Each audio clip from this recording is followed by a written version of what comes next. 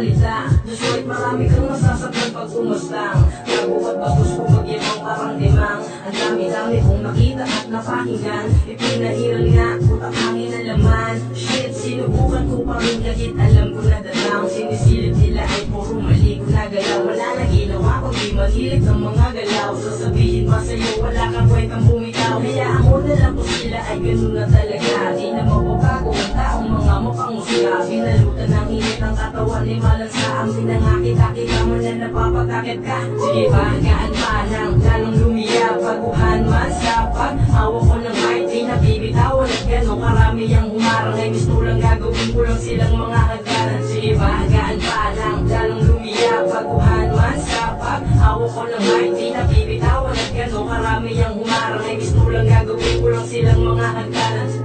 Ang galing, no?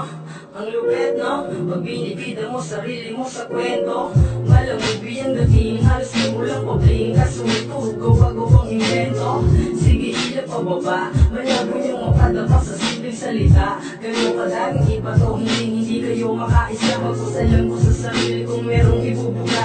Minulat ang mata, inanggal ang mga kabanaya. Kapang inip sa tuwing ang oras, di na kumanda. Saradong aking isip, dito at binuksan ng malamang. Bawat kulang ko puno ko, positibong pag-iisip ko kung maintindihan ko. Gano'n mang kalabo, kahit pa malayo. Mga bituin ay maaabot ko din. At sa tamang pagdating, di ko papalampasin ang aking mga hiniling.